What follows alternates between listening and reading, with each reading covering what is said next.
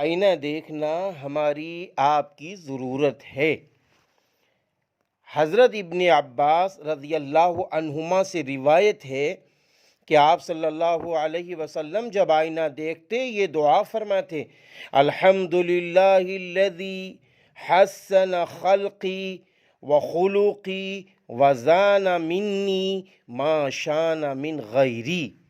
ترجمہ: تعریف اس اللہ کی جس نے صورت و سیرت کو بہتر بنایا اور مزین کیا جس سے دوسروں کو مزین نہیں کیا گیا۔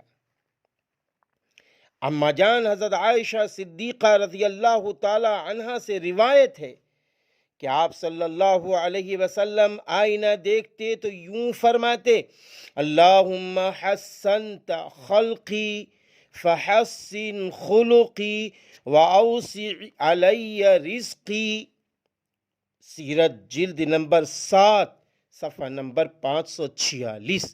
ترجمہ: اے اللہ، آپ نے مجھے اچھا پیدا کیا ہے، پس میرے اخلاق کو بھی اچھا بنا دے اور ہمارے رزق کو وسیع بنا دے۔ ایک اور روایت حضرت انس رضی اللہ تعالی عنہ سے مروی ہے کہ آپ صلی اللہ علیہ وسلم یہ دعا آئینہ دیکھتے وقت پڑھتے: الحمدللہ الذی سوّی خلقی فعدلہ وکرم صورت وجہی فحسنہا وجعلنی من المسلمین۔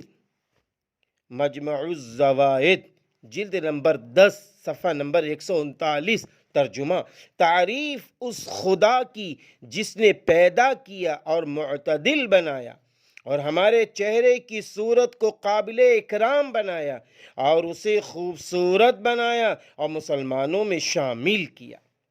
ایک اور روایت حضرت علی کرم اللہ وجہہ سے منقول ہے کہ آپ صلی اللہ علیہ وسلم جب چہرہ مبارک آئینے میں دیکھتے تو یہ دعا پڑھتے: الحمدللہ اللہم کما حسنت خلقی فحسن خلقی۔ ابن سنی صفحہ نمبر 163۔ ترجمہ: تعریف اس اللہ کی، اے اللہ جس طرح آپ نے عمدہ پیدا کیا ہمارے اخلاق کو بھی عمدہ بنا دے۔ بھائیوں اور بہنوں، دعاؤں کا اہتمام کرو، ساری دعائیں یاد کر لو تاکہ سنت پوری زندہ ہو جائے، ورنہ کوئی ایک دعا یاد کر لو، آئینہ دیکھو، دعا پڑھ کے دیکھو۔